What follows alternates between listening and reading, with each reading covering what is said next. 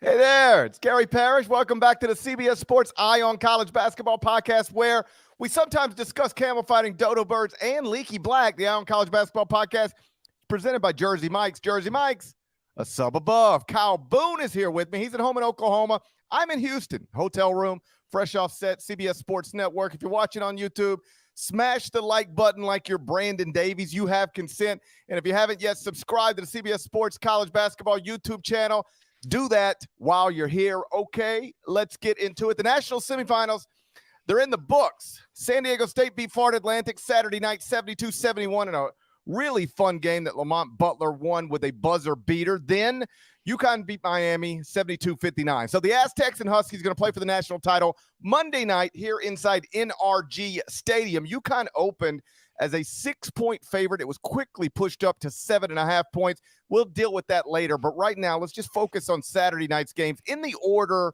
that they were played. Game 1, San Diego State 72, Florida Atlantic 71. FAU was up 14 points with 13:38 remaining. Lost the game at the buzzer. Strongjaw, just your general thoughts on San Diego State's come-from-behind win that ended Florida Atlantic's season. Wild way to start off our Saturday. San Diego State going down by 14 points in the second half, coming back to win at the buzzer. They led for exactly 0 seconds in the second half, but as the horn sounded, Lamont Butler's go-ahead basket dropped through the net, 72-71 San Diego State. Thought it was an awesome game. Florida Atlantic looked like it kind of had this thing kind of wrapped up. San Diego State goes on a run. Their offense kind of gets firing. Matt Bradley had a really good game. He's kind of been up and down of late, had some big shots down the stretch. And this was really impressive from San Diego State. Seems like they've kind of won with their defense for the most part during the NCAA tournament. Their defense really did not show up early in this game. But down the stretch, they were able to kind of tighten things up. They got some stops. And then, late in the game, final 10 seconds, they get a huge defensive stop. Brian Dutcher decides not to call a timeout. They go live ball up the floor. Lamont Butler takes it up and takes a mid-range shot and wins the game. So fantastic. 14 points, largest comeback of this year's NCAA tournament. It's the fifth largest comeback in Final Four history, according to NCAA's data. So pretty wild on the whole, just a crazy way to start the night. So, listen, the entire game was interesting. The final seconds, especially so. Brian Dutcher, as you mentioned, not only decided not to call a timeout on San Diego State's final possession, he made another big decision in the final seconds, which is to not foul. When Florida Atlantic had the ball up a point, and there was a 6.2 second differential between the game clock and the shot clock. Both of his decisions worked out. If I'm being honest, I only agreed with one of the decisions. We were in a group text, all of us who were doing the show with CBS Sports Network during the first game, because we all watched it in different places. Some of us were inside the stadium. Some of us were in the green room on the set. Some of us went back to our hotel rooms. But whether it was Wally Zerbiak, Adam Zucker, Brent Stover, Steve Lapis, Renee Montgomery, Chris Walker, I hope I'm not forgetting anybody, Shelvin Mack, we're all in this group text. And in that moment, it's like, what would you do here? And it was almost a consensus in the group text. You should foul and extend the game. I believe Bill Raftery said on the broadcast he would have extended the game. And it felt like Twitter said, broadly speaking, foul and extend the game. Brian Dutcher decided to play it out. And then Florida Atlantic ultimately calls a timeout, basically inbounds the ball with less than 15 seconds remaining. Again, there's a 6.2 second difference between the game clock and the shot clock. And I thought that was a mistake on San Diego State's side. And then I think Florida Atlantic made a mistake. And that specifically is John L. Davis going early. You know, that's a common thing you hear in basketball. Like you can't go too early, or he went too early. And in this situation, I thought he just went too early. I went back and watched it a bunch of times. And he actually starts to make his drive to the basket with 6 full seconds left on the shot clock. And it was not like he had it lane to the basket. His man was with him the entire time. A man who, by the way, is 3 inches taller than him was with him the entire time. He never got him. He never got by him, never beat him. So it wasn't like, well, I had a lane, I had to take it. He just decided he was taking it. And he starts the drive with 6 seconds left on the shot clock and misses a contested shot. And it allows San Diego State to rebound the ball with 9.5 seconds left. And when they rebound the ball, there's also 3.3 seconds left on the shot clock. Now, there's different ways to attack this situation, but if I were Florida Atlantic, what I think I would have done, you're up 1 point. Remember, this is not a tie game. You're up 1. I think I run the shot clock down as far as I can run it down. Like I'm shooting at the buzzer, and you know what I might be shooting? A long 3 at the buzzer of the shot clock. Because if it goes in, you're up 4, the game's over. If it misses a long rebound, you might get it. Then they got to foul you. And if you don't get it, they get it. But in the scenario I just described, they probably get it with less than 5 seconds left. Right. Lamont Butler has probably not enough time to get inside the lane to get to the spot where he made that incredible shot. And to be clear, that was awesome. It's a memory forever. It's a highlight forever. That will be the story, and we'll talk about that in just a second. But I would like to get your thoughts on how Florida Atlantic handled that final possession because, man, I think if Davis doesn't go early and if San Diego State isn't able to start its possession with nearly 10 seconds on the clock, we could be talking about Florida Atlantic playing in the national championship game right now. Yeah, we really could. And it feels, I think it would do San Diego State a disservice to say that Florida Atlantic blew it, but I think given the circumstances, it feels a little bit like Florida Atlantic missed a chance to put this game away strategically. Going late or going too early in this case, I think really kind of changed the complexion of how the end of this game played out. Lamont Butler did a great job, got the rebound, he ran it up the floor. But Brian Dutcher after the game, he's like my lineup was not good. Like I had 3 big men in there and I had 2 guards. And I told my big men basically like, go attack the rim because we have really no plan. Lamont, just go try and get downhill and create a shot. Like that was his entire plan. He didn't call a timeout. He expected there would be a live ball action. He was hoping that his defense would make a stop and they could get down the court in just enough time to make a shot or at least take a shot.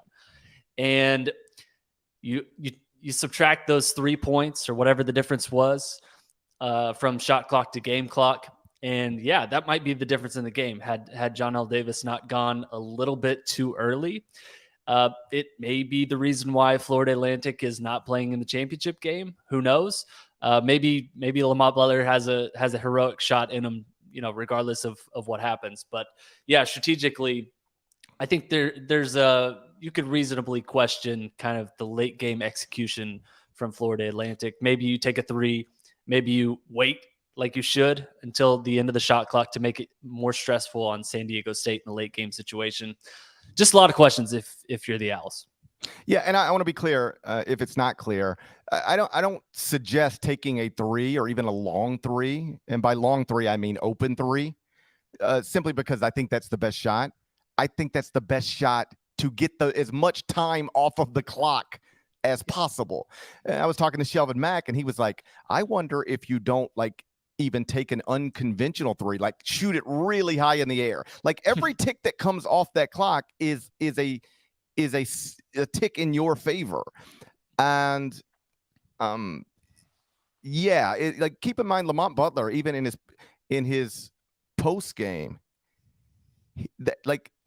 that's not the shot he was looking for. That's the shot he had to take because, as he explained it, he wanted to get downhill and he just couldn't get where he was trying to get to. Right. And then he noticed Like, there's 2 seconds left. I've got to shoot this. It was contested. There's somebody in his face. It was a situation where like he works on that shot clearly every day, and it looked great. I mean, like, it's one of those that were the television angle. You're watching it like with a perfect angle, and it looked good the second it left his hand. Like, the moment it left his hand, it was like, okay, this looks good. It might be long, it might be short, but it looks good. And so that is a fabulous, like, again, we will be watching that. If we're lucky enough to be here in 20 years, we'll see that in 20 years. We'll see that for the rest of our lives. And that is the story of the game. But to circle back, he just had to shoot it at the buzzer. And if you've got 3 less seconds, 4 less seconds, 5 less seconds on the clock when San Diego State rebounds that ball, then I don't even think he gets that shot. He's having to take a shot at the buzzer from a different place and probably a further place. And if it's from a further place, it is a shot that is less likely to go in. I see some people in the comments saying, it worked out, though, which is like, I acknowledged that 5 minutes ago. Of course it worked out. Brian Dutcher made 2 big decisions in the final seconds, and they both worked out. And reasonable people, like, this isn't one where it's definitive, like, you have to foul and extend the game or you're crazy. Like, you can reasonably play it out the way he did. I don't think I would have preferred it that way. And just because it worked out doesn't mean it was right. Same as if he would have fouled to extend the game and it didn't work out doesn't mean it's wrong. Think of it as you're playing blackjack, right? If you've got 17 and the dealer's got a 6, you don't need to hit. You're not supposed to hit that, but you can hit it. And if you hit it and get a 4, it's going to work out for you. But that doesn't mean that you made the right decision. And this felt a little bit like that. The second big decision was, hey, let's just let them play. I'm not going to call that. We got the ball, 9.5 seconds left. You can call a timeout right now. I'm not. Let's just let them play. I agree with that decision. Yeah. Don't let the other team set the defense.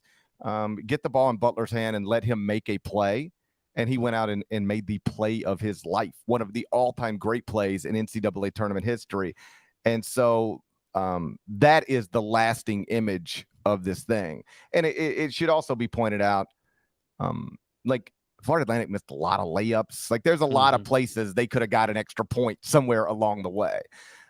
So the game wasn't necessarily lost on that final offensive possession for the Owls, but I did think that final offensive possession for the Owls, it could have gone different, should have probably gone down differently. Yeah. And then still, even though it went down the way it went down, if Lamont Butler just misses a shot at the buzzer, then Florida Atlantic advances. It was a fun game and a really incredible ending, and also an interesting ending. I like basketball games like that, close, great endings, but they've also got these moments in them where you can sit down and talk about them and go, okay, what could have gone differently there? What should have gone differently there? Was this the right decision? Was this a wrong decision? That game, I guess what I'm saying, had everything I enjoy about college basketball games. Yes, agreed. Now, all I can picture right now, GP, is John L. Davis with like 10 seconds left in the game, just shooting like the highest possible shot of all time, like straight to the top of Energy Stadium. Like, this is how I'm going to waste 8 seconds. Yeah. Again, you could just play it out a million different ways, but the thing Shelvin was suggesting, not exactly this, but like, if you run the shot clock all the way down to nothing and throw the ball as high as you can throw it, by the time it comes down, there's not much time left on the clock. And so San Diego State moves on and will play for the national title. Florida Atlantic season is over. And let's focus on that a little bit for just a minute, because I don't know if you saw Dusty May's locker room speech afterwards. We carried it live on CBS Sports Network in our post-game show, and he was super duper positive. He was like, this stings, this hurts, he's sick, but he was encouraging in the sense that we need to focus on the big picture. We just had an incredible season, and we can have another incredible season next season, because all 5 of those starters still have eligibility. Everybody on the team except Michael Forrest has eligibility. And I don't know if you saw any of the players talking after the game, but they didn't sound like guys who were interested in even exploring the transfer portal. They were like, we got to get back in the gym, and I can't wait to get back with my brothers and try to do this thing again. So Florida Atlantic goes 35-4 after being picked 5th in the Conference USA preseason poll. They win their first CUSA regular season title ever, first CUSA tournament title ever, first NCAA tournament game ever. 15 days ago, Florida Atlantic as a program had never won an NCAA tournament game. 15 days ago. And then they go to the Final Four. And now they can return all 5 starters, every player except for one. I will have Florida Atlantic in the preseason top 10. I mean, they finished 17th at KenPom. Forget about the name or anything you think about that program or its league affiliation, which, by the way, is changing. They will be in the American next season, and they will be the preseason favorite to win the American next season.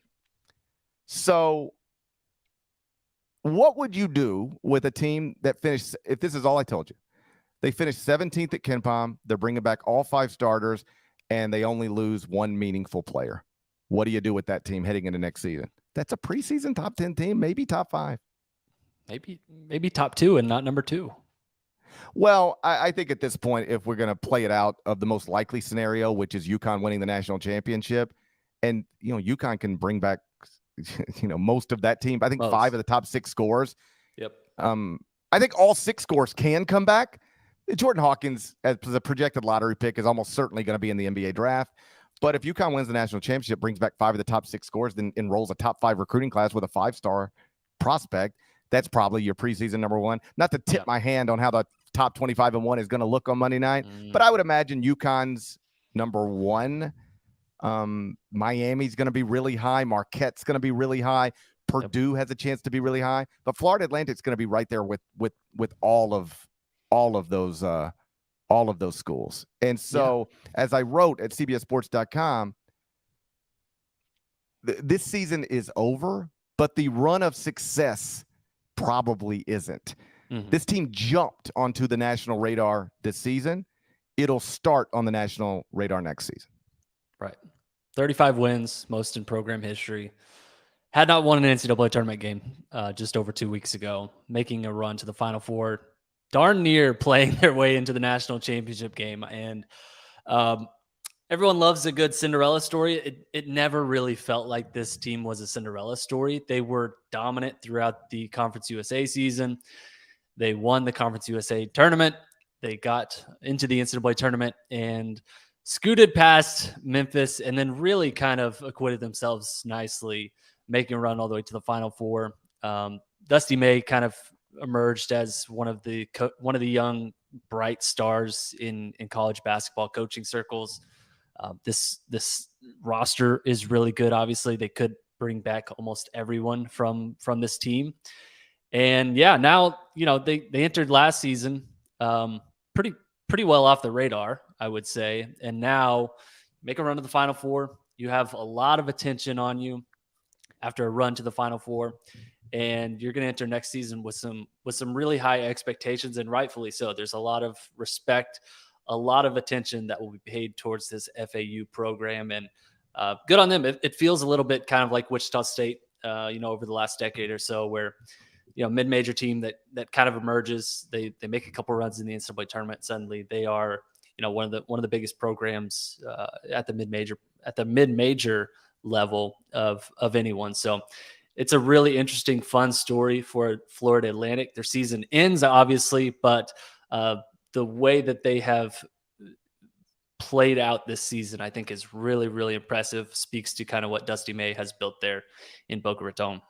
And this success comes at a perfect time because, as mentioned, they're moving to the American, which is traditionally a multi-bid league. We'll see going forward, but because the American's not just adding Florida Atlantic, it's also adding other schools, among them UAB, North Texas, but they're losing Houston, and that's obviously, I don't want to say devastating, but less than ideal. Yep. So we'll see if the American is a multi-bid league going forward, but traditionally it has been a multi-bid league. And I agree with you that this can be a moment for Florida Atlantic to become the next Wichita State of the American, or if you want to get real crazy, a next version that aspires to do what Gonzaga has done out of the West Coast Conference. But what Gonzaga did a long time ago and what Wichita State did more recently it's invest. You have to throw money at this thing now. Like you have to.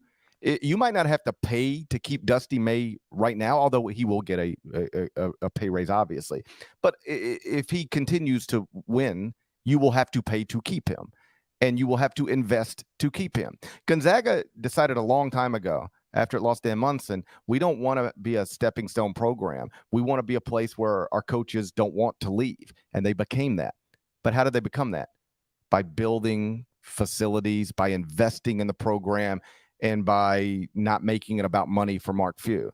If you want to go coach somewhere else, go coach somewhere else. But it won't be about money. It won't be about facilities. It won't be about potential within the program. So Florida Atlantic has got to make that decision as an administration right now. And there's a lot of indications that they are going to invest more than they've literally ever invested in the sport. But that's what it will take. This team was good. Next season's team will likely be good. But if you want to continue to have a good program, that's not something Dusty May can do by himself. That is something the administration has to help him with, and I hope that they do. So the San Diego State Florida Atlantic, incredible Final Four game. Unbelievable. Drama, big shot, whole deal. The second semifinal, not so much. We'll get to UConn Miami next, but first a word from our partners.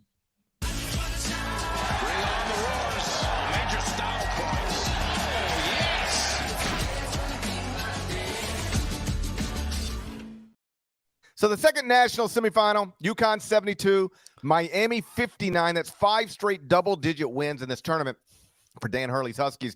UConn led by 20, won by 12. What'd you make, Strong Jaw, of UConn's latest fairly easy victory?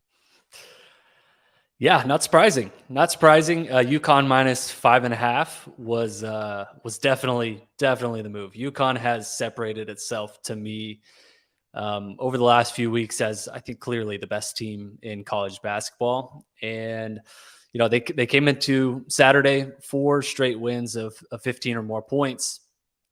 Miami had some runs in the second half. They cut it to single digits, but this was never really in doubt. UConn just kind of controlled this game. They led wire to wire, had a strong start. Adama Sanogo had 2 threes in the opening few minutes. Andre Jackson had foul trouble, and it still didn't really matter. Jordan Hawkins battling apparent illness still didn't matter. Sanogo was awesome. I think that was kind of the story tonight. 21 points, 10 rebounds. Had a pair of blocks, put the no-go in Sanogo, as they would say. You see what I did there? I do. Donovan Clingan was really good down low. I mean, this Miami team, when they were driving to the basket, they looked scared. They were like seeing ghosts, Sam Darnold style. And with good reason. I mean, the rim protection that this UConn team has, the length that they have was really impressive. And then Dan Hurley after the game just saying like, yeah, our defense, I thought we did a good job defending. We really threw them off of their rhythm. This was the lowest point total for Miami the entire season. A Miami team that has really kind of hung its hat on offense. And like this Miami team, this UConn team, can win in a number of different ways. We've seen them, win in shootouts, but to win this way by really putting on a defensive clinic against, I think, probably one of the best remaining offensive teams, I thought was really impressive. They were terrific. And I mean, to do it under these circumstances, Jordan Hawkins played, but not particularly well after missing practice on Friday with a non-COVID illness. Andre Jackson had foul trouble and was limited to just 22 minutes. And yet UConn still was up 20 on the ACC champs and won by 12, 5 straight double-digit victories. They've got a chance to do what 2018 Villanova did, which is win all 6 games in the NCAA tournament by double digits. And I tell you, I was around this team on Friday because we had the 4-hour practice show on CBS Sports Network. And for some of that, I was on the outside set. But for the UConn hour, I was the on-court reporter. I guess. And so, I did an on-the-court interview with Bob Hurley Sr., the legendary Naismith Memorial Hall of Fame coach, who, of course, is Danny's dad. He was awesome. And I was just sort of around them, like for an hour, like on the court. I talked to Danny for a little bit, said hello to Luke Murray, and they were loose, boy. I mean, they seemed really confident, but not arrogant, but confident so much that they seemed unconcerned even about Jordan Hawkins. And I don't mean unconcerned specifically about Jordan Hawkins. Like when I talk to people connected to the program in that hour, they were like, he's really sick. If he weren't sick, he'd be here. This is a dream for basketball players to go to the Final Four, to participate in these pregame press conferences, to go through the big practice, open practice in the stadium, with the fans there and Jim Nance there. Like Jordan Hawkins wanted to be there. He hated to miss it, but he was sick. And one of the things, that I was told was they had 3 doctors and 2 trainers with them. And it was their job to get him ready to play. And even when knowing that their best NBA prospect and one of their top 2 players, even while knowing he's sick, he may not play. And even if he does play, well, how is he going to feel, look, all of that stuff? Because one of the points Renee Montgomery made, UConn legend, national champion, she said, even if you're well enough to play, once you've been sick like that for 24 hours or 36 hours, she said, as a basketball player who's gone through that, I can tell you, your core is just gone. You don't have anything. And if you saw Dan Hurley's interview with Tracy Wolfson at halftime, she said, how is Jordan Hawkins? He said, he's got nothing, out there. He wants to be out there. He's fighting, but he ain't got anything. There's nothing there for him to pull from. And it just didn't matter. They still controlled the game basically from start to finish. They are super impressive, man. And their adjusted efficiency margin is now obviously number 1 at KenPom. It's been there for a little while now, but it's up to plus 29.30. And I know without context, that means nothing to nobody. But just remember that Kansas team last season that won the national title, finished 34-6. Their efficiency margin was plus 27.49. Wow. Right now, UConn's plus 29.30. It's better. So this is a 4 seed because they went 2-6 in an 8-game stretch in late December and January. But this has been one of the best teams in the country all season in the predictive metrics, top 6 at KenPom since December 1st. And boy, have they looked the part. I thought it was striking earlier in this tournament after they beat Arkansas by double digits. Eric Musselman said, man, their pieces really fit together well. I mean, they got everything you need. They got great guards. They've got a small forward who can pass and really make plays. They're big up front. They've got 2 centers that can dominate you and overwhelm you. Like they're top 10 in adjusted offensive efficiency. They're top 10 in adjusted defensive. They check every box of what you want a national champion to look like, and it's why they are now a significant favorite on Monday night to be national champions. Crazy. Yep. UConn, by the way, improves to 16-0 versus teams outside of the Big East this season. 72-59 win over Miami. Was interesting. Dan Hurley talking about kind of the style that this team can play, talking about body blows and the cumulative effect that this UConn team kind of had on Miami. I thought that was kind of interesting because he mentioned body blows several times. So I don't feel like this is the most physical UConn team, but the way they play, the style in which they play on both ends of the floor, I think can really grind teams down. And Miami obviously had a terrible time with that. I've got a trivia time for you, GP. Okay, let's go. Strong jaw. Okay, strong jaw. From CBS Sports here. Adama Sanogo is the 5th player all time to average at least 20 points, 9 rebounds, and shoot 65% from the field entering a national championship game. Okay. Mhm. Who are the previous 5? Okay, I'll go Bill Walton. That's No. really Bill Walton's not one. No. There's a Bill on the list, though. There's a Bill on the list. Mm-hmm. Bill Russell? That's right. San Okay, Francisco, 1955. Rest in peace to the legend. That's right. Almost lost my wife to Bill Russell one night.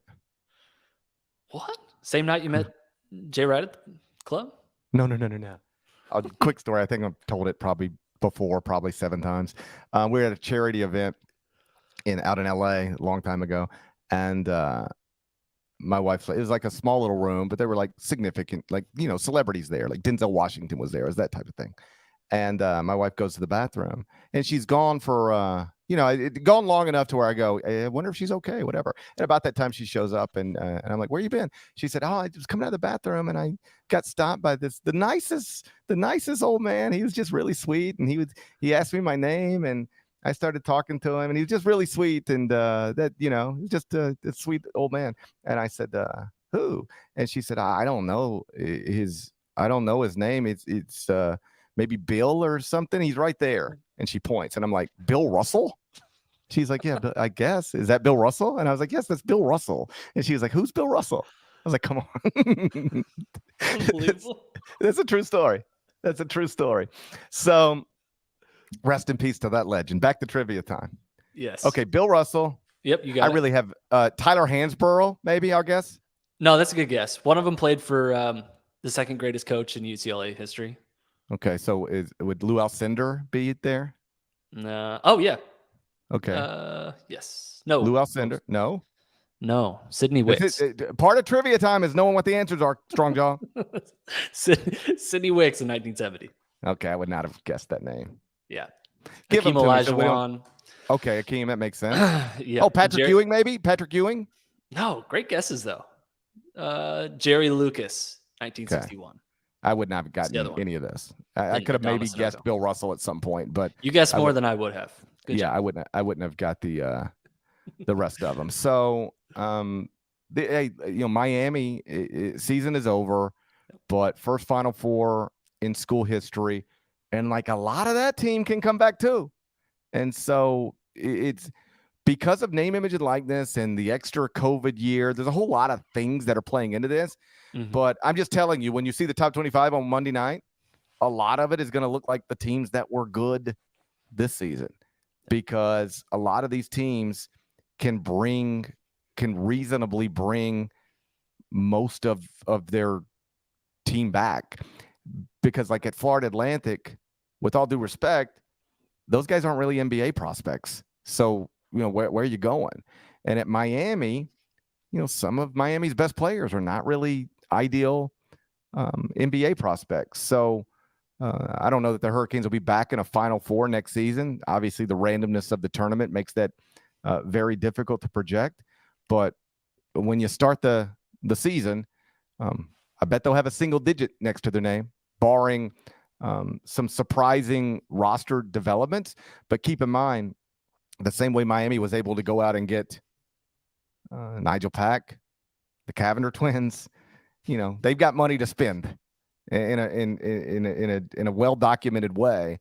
So even if they were to lose a player here or there that they wouldn't like to lose, you would assume that they'll be active in the transfer portal again, because they know how that stuff works. And by the way, Nigel Pack,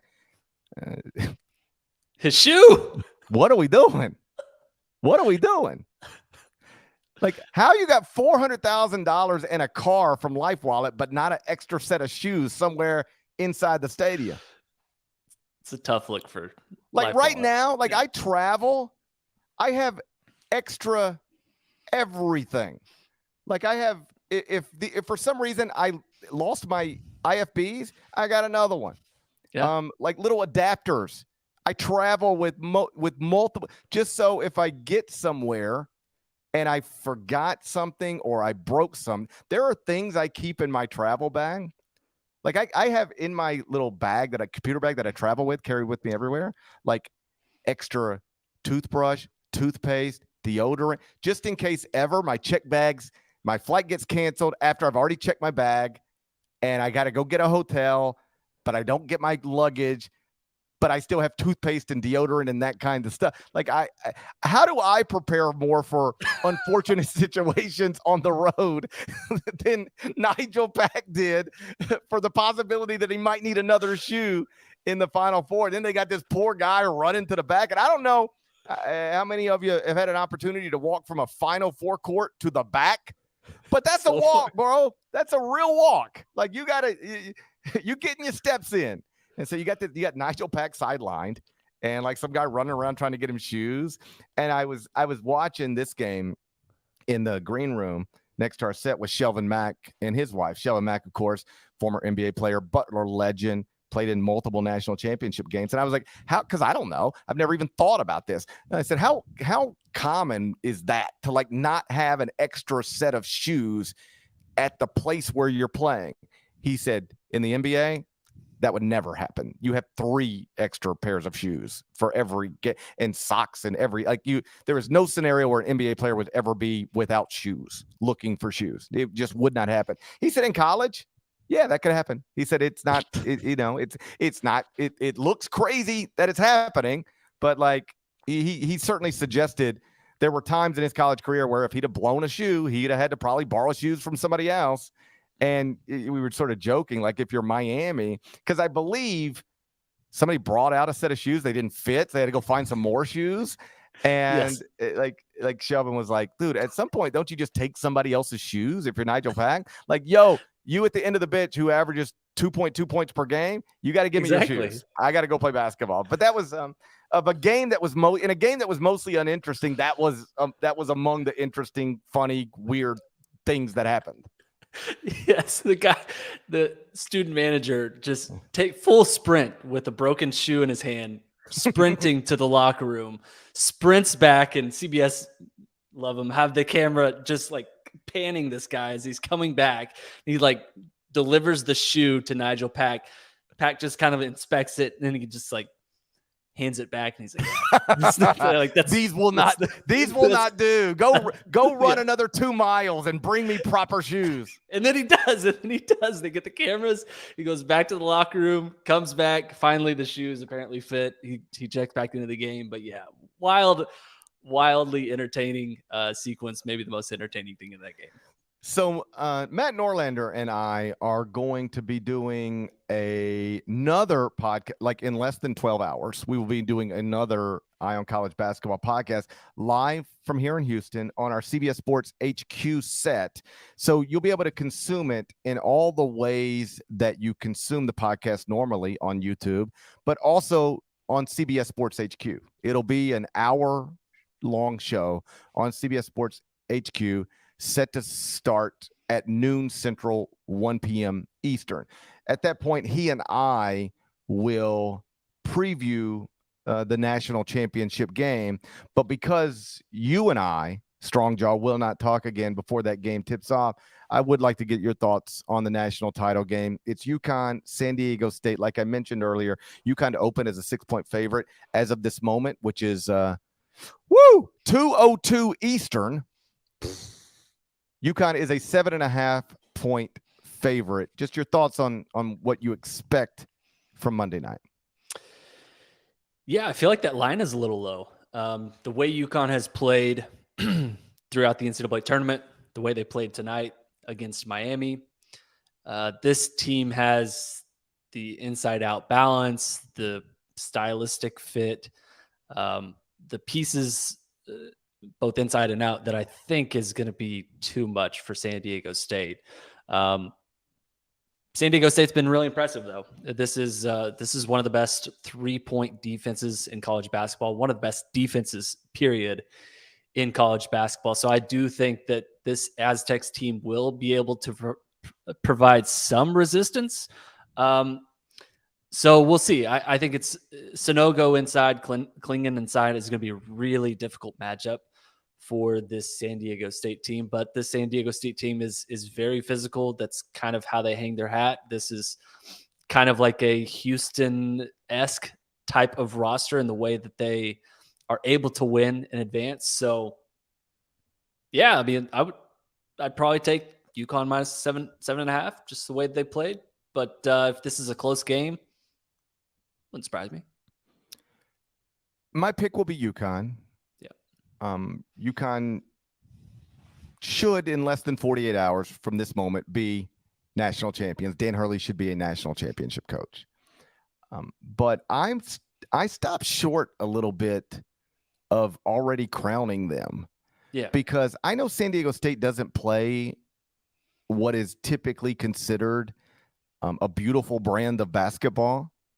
Although it is worth noting, people are like coming into this game, well, yeah, San Diego State, they're going to try to beat you in the 60s, maybe even the 50s. You probably can't get to the 70s against them. But if you get to the 70s against them, well, then they're going to have a hard time. Well, they went out and scored 72 points, and they beat a Florida Atlantic team that again, was 35-3 heading into the game. I'll keep this simple. I think UConn wins the game. But San Diego State already eliminated the number 1 overall seed in this bracket, Alabama. So the idea that they can't beat UConn, I don't buy that at all. I don't think they will, because you got to pick one team, and I'll pick the Huskies. But they can win this, although it does maybe feel a little bit about a memory I have from the 2009 NCAA tournament. We're heading into the championship game, and it was North Carolina, Michigan State. And Tom Izzo was talking about it. And I don't remember exactly the way he put it, but it's the Sunday before the game, the same press conferences we'll have later this Sunday. And he said something along the lines of, North Carolina is better than us. They're a better team. They have a better coach. And I don't know if he believed all this stuff. He was just making the point. I don't think you can say they have a better team without also saying they have a better coach. Otherwise, it looks like, hey, I'm not the problem here. So he said they have a better team. They have a better coach. And if they play well, they'll beat us. But we're pretty good at making people not play well. And we don't have to beat them 4 times in 7 games. We have to beat them 1 time in a 40-minute game. And so we're going to go out and hope we play well and hope we make them not play well. And if we win a national championship, that'll probably have to be the way it goes. Like, they can't play well and we play well and we win. Because if they play well, we lose. But we're going to try to play well and make them play not so well, and we'll see. And then, of course, North Carolina went out and won the game 89-72, right? But I think the general points Tom was making heading into that game are the same type of points Brian Dutcher could make heading into this game. I don't think he'll make them quite that way. I don't think you're going to hear Brian Dutcher say they're a better team than us. But that's the way I feel going into this. If UConn plays well, UConn will win. But San Diego State has already made the number 1 overall seed Alabama not play well and beat them while they didn't play well. So that is the recipe to this thing. And I hope we get a competitive game on Monday night, because when you watch what we had Friday night in the women's tournament with Iowa, South Carolina, which was amazing, awesome. Like, we went to the Astros White Sox game on Friday night, and then we settled into a bar near Minute Maid Park to watch the 4th quarter of Iowa, South Carolina. And it was on every TV in the bar, and everybody was into it. I mean, it was like, and you saw the ratings, like I think they averaged 6 million viewers. I mean, it was massive, right? And part of what made that awesome is that it was a fun game that was still in the balance in the final minutes, final seconds, final minute. And then we had that first national semifinal, San Diego State, Florida Atlantic, and it was awesome because it was up for grabs literally until the final horn. And then we didn't have that really in the second semifinal, and it's a little less interesting. I hope we get a competitive game. I hope we get a close game. And I'm thrilled that San Diego State is in this position after, having that 30-2 season end in 2020 the way it ended. Yeah. Obviously, nobody got a shot to win the national championship in 2020 because that tournament was canceled. But not everybody would have had a real shot to win it had we played it. But San Diego State's one of the teams that would have. And I remember making this point about San Diego State and Dayton back then. Like, okay, Kansas was going to be a 1 seed, and they lost the opportunity to play that out. But like Kansas is always going to have an opportunity to win a national championship. It's Kansas. Same goes for Duke and Gonzaga and you name it. For San Diego State and Dayton in that year, you wonder, like, will they ever be in this good of a position again to make a Final Four to win a national title? And here we are just 3 years later, and San Diego State is in the national title game as a 5 seed. It's a tremendous story. They've only lost once since February 1st. You know, we made paid a lot of attention to Florida Atlantic. Florida Atlantic's 35-3. Well, San Diego State's now 32-6. It's a good basketball team, and obviously an elite defensive basketball team. But they are a significant underdog, and most people expect them to lose pretty convincingly, which is the reason the point spread has already moved in the direction it's moved. So I just hope we get a good game, and I won't be surprised if we do. How's our Owly fans doing? How's what? How's our Owly fans doing? You know what? Can we retire yet? I don't think we can retire yet. I don't. We got to get our Owly fans account off the ground. That seems like an off-season project, you know? Right now, we're kind of in the middle of it. I'm doing television shows and writing columns and podcasts and kind of in the middle. I'm a little too consumed right now to continue to pursue our Alley Fans account, but we'll get there. Got a long off season, just 2 days away. Strong Jaw, we got a long off season, just 2 days away. Love it. Hey man, I know how not fun it is sitting around waiting for me to get offset while you're at home. I mean, it's where you live. You're in the Central Time Zone, just like I'm in the Central Time Zone right now. So it's 1:10 as opposed to 2:10 Eastern. But still, I know that's not fun. So I appreciate you being here, staying up for me, and I owe you forever. Anything for you. Anything. You're for the you, best, Strong Jaw. Shouts to Devin Downey. Shouts to Chester, South Carolina. Shouts to Huck. Shouts to Larnell. Thank you guys once again for listening, watching the Eye on College Basketball Podcast. If you're not subscribed, please go subscribe anywhere you subscribe to podcasts, including Apple Podcasts and Spotify over at Apple. Leave a nice review. 5 stars, type some words. There's more of us than there are of them. That needs to be reflected in the comments. Absolutely. Obviously, when you're in a Final Four, you bump into a lot of coaches and stuff. Had a prominent coach walk up to me the other day. He said, GP, smash it like you're Brayden Davies. And it's just not the word you expect to ever hear out of somebody's mouth, you know? There's more of us. There is, though. That's a fact. And I'm glad I'm glad that people have come around on that. It was controversial when I first started this movement in favor of premarital sex, but I feel like not only am I on the right side of history, I'm now in the majority, and I feel like I always was. Just more now socially acceptable. Thank you guys for staying up late. Not just Strong Jaw, but all of you here live. And if you happen to be in Houston, Matt Norlander and I will be doing a live podcast at noon Central. Nada, can you turn your mic on and tell people where it is? Because I have no idea, and I've got to be there at some point soon, and I have no idea where it's at. So why don't you fill people in? Tell me where it's at, and then everybody else can listen in as well. We are at the Fan Fest at the George R. Brown Convention Center.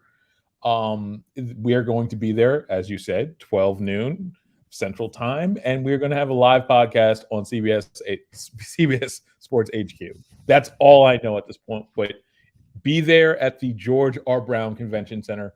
You'll be able to find us very, very easily. All right, cool. I'm going to punch that into my phone right now. Now, I'll see the rest of you when I see the rest of you. Everybody have a good night. We'll talk to you again real soon. Till then, take care.